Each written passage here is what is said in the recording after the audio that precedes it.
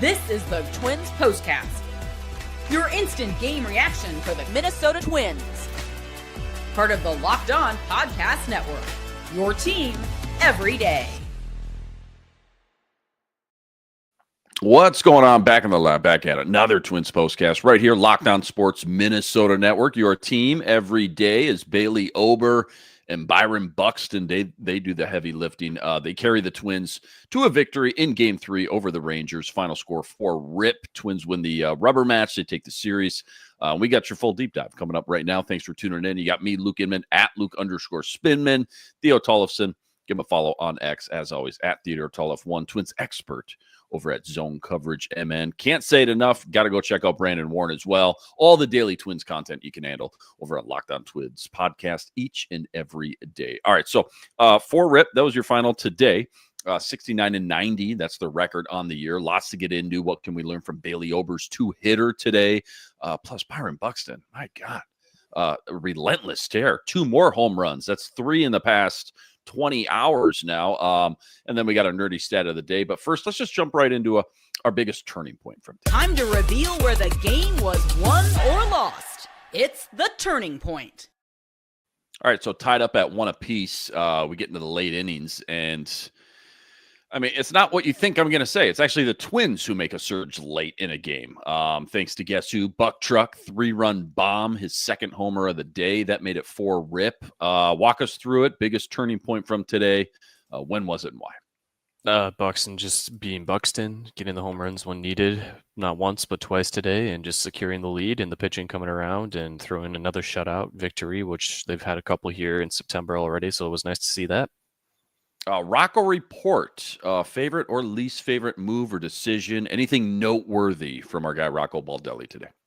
Just keep trusting Cody Funderburk in high leverage situations, and he's been pitching really well since the All-Star break. Now he's got his ERA down to 3.60, and I got to look at the exact numbers to be for sure, but it was not a pretty number when he was called back up at the beginning of August post-trade deadline and filled into the bullpen spot. But, you know, how he stepped up, just really fit into the role, not having to go back and forth between St. Paul in Minneapolis as frequently has really helped out for him. Yeah, it was 7.41. So now to have it down to 3.60. Wow. Yeah, it's pretty good for him.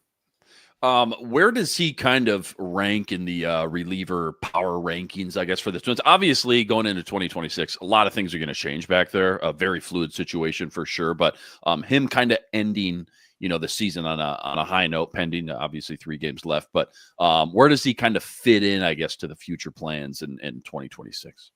Yeah, power rankings is definitely not an appropriate term to use with this bullpen, how it's currently shaked up, because pretty much you can just put him and Cole Sands as the two guys who will certainly be locked into being the 2026 opening day bullpen with who they have right now.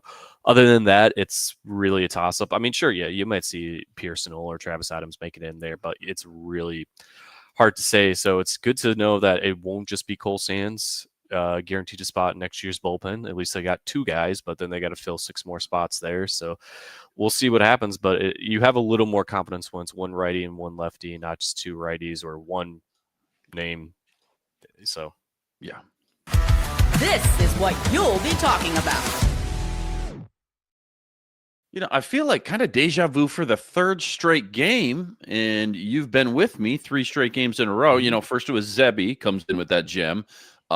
You know, last night is Taj Bradley with 9 Ks, and then today Bailey Ober, 6 shutout innings, 2 hits, 5 Ks.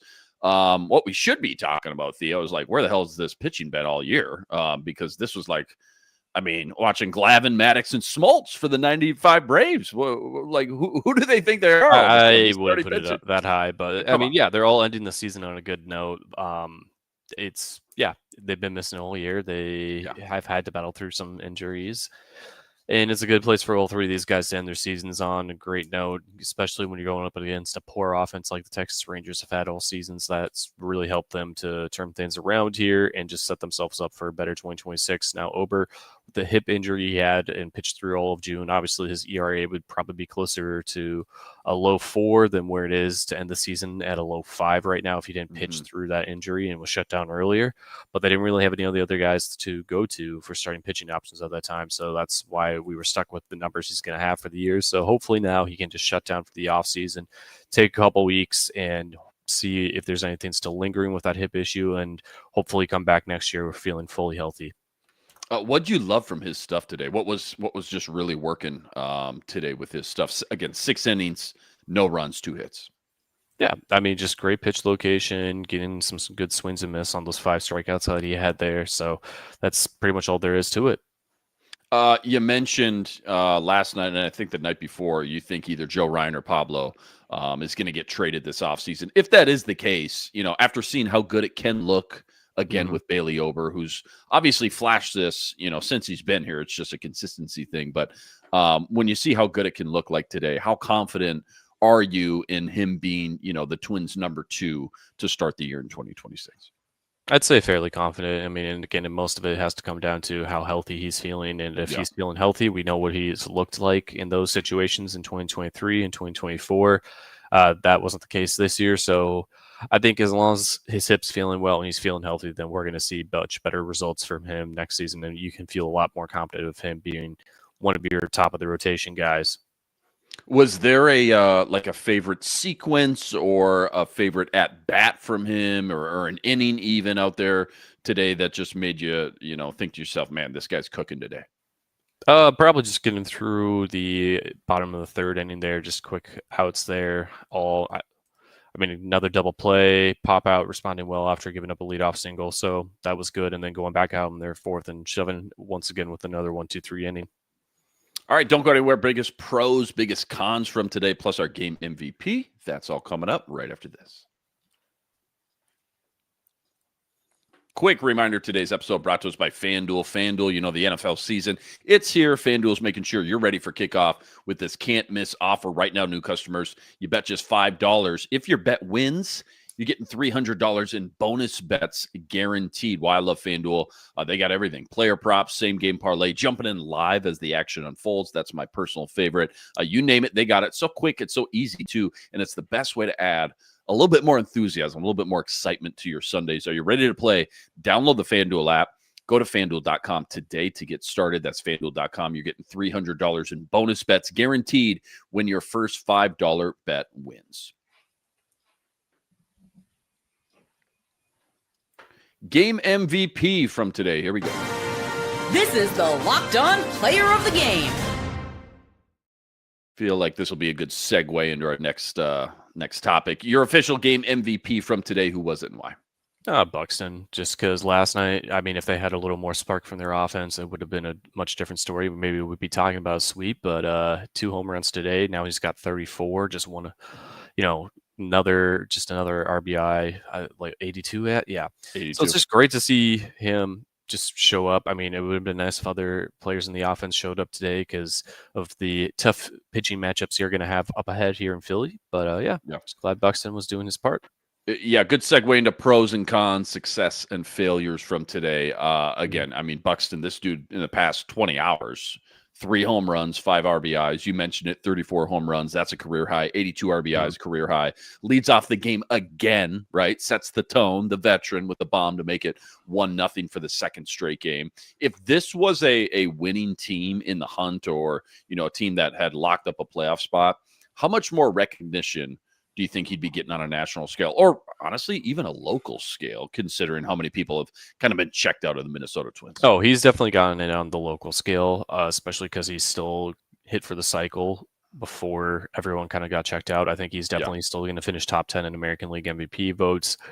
Very likely going to get a Silver Slugger in the outfield this year for the American League side. I mean, obviously Judge is going to be one of the 3 locked in for sure within that field, but I think he's definitely got a chance to be one of the other 2 behind Judge to get that American League Silver Slugger award this year. So it's a great turnout. I mean, obviously, I think a lot of people are enjoying it who are paying attention, and if more people were paying attention with the team situation being better than it actually is, then yeah, I think we would all be enjoying it. But that's the one thing I think we're going to look back on this season is how crazy it all fell apart when you had Byron Buxton performing at his best ever. No doubt. Yeah, no doubt. And the other guy in the equation, if he's Batman, then the Robin, Royce Lewis. It feels like he's been kind of ending on a higher note as of late. I mean, just kind of big picture. Today he was 2 for 4. What'd you like about him today? But just kind of in general, kind of turning things around, I guess. Granted, okay, fans are going to say, oh, he turned it around when it didn't matter anymore. But still, nonetheless, these games do count. Yeah, he admitted that he rushed himself back from the IL in April just because of how poorly the team was performing. He just wanted to be back in the lineup as soon as possible, and that's what really cost him from having a good first half. The second half has performed much better. 11 of his 13 home runs have been hits since the All-Star break. So, again, he's more than likely going to be entering the offseason fully healthy, able to revamp himself, and hopefully doesn't pick up any other injuries as the season starts next year so that he can actually have what we've been waiting for to see from him for a full season for a long time. The past, I don't know, 2, 3, 4 weeks, as we kind of think about 2026, we've talked a lot about the young guys from game to game, the Cody Clemens, Cody Clemens 29, but Brooks Lee, right? Keyshaw. Ed Julian is now back up. He's been popping in and out, it feels like. 2 for 2 last night, 2 for 3 tonight.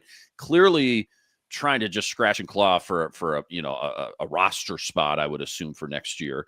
But still only 26 years old as well. Ed Julian today, 2 for 3. What'd you like about him? But bigger picture as well, right? That kind of aerial 5D view. Does he have a future here in 2026? I don't know. I really think he's possibly going to get outrighted because you have pretty much the same exact skill set with Cody Clemens, and he can play at least the outfield corner positions where Julian cannot, and it's kind of the same makeup of hitter. Clemens, you get a little more of what you expect from him. Julian has not been the case, and if he's not hitting, it's going to be really hard for him to stay on this organization, and maybe he is hitting well enough to stay around for one more year, but he is going to be out of options next season. So I just see a very hard time for him to stick around. It's crazy the fall that he's had because there was so much hype around him. Mm-hmm. Even at the beginning of this year, maybe last year, I remember reading an ESPN preseason article. One bold prediction for each team. For the Twins, bold prediction was Ed Julian was going to hit 30 home runs that year. And it's just crazy how much, it's kind of like the Twins team itself, 2 years ago in the playoffs. That feels so long ago now. What's one con? What's one thing you didn't like that went down today? Who or what, I should say. I mean, it's just the rest of the lineup not really doing much. I mean, you had all your guys who got hits today were 2 hits apiece with Vasquez, Julian, Lewis, Larnach, and Buxton, but the rest of them not really doing anything. So it was more of a feast or famine game for each of the hitters here. So you got 10 guys getting on base, which is great, but it's 5 guys doing it twice. So the other 4 guys not showing up in their part of the lineup is kind of, I mean, at the end of the day, it doesn't really hurt them that much, but it would have been nice to see a little bit more from them. What's one thing that you've watched today from this game that you just kind of think to yourself, like, man, if they can just bottle some of that up next year, they could start to look really competitive again? Just how they've been running the bases the last 2 months, having full go, and not much of that today, but we had that earlier in the series, so hopefully they can work with that and send it go. Let's end with this nerdy stat of the day. You got any crazy stat, fun analytic, Twins related? Yeah, Buxton getting 34 home runs now makes him the 8th Twin in franchise history, at least since the team moved here in '61, to have 34 or more home runs. So that joins Killebrew, Justin Morneau had 34 in 2007, Brian Dozier, Nelson Cruz. Let's see, who am I forgetting? Josh Willingham had 35 in 2012. Bob Allison.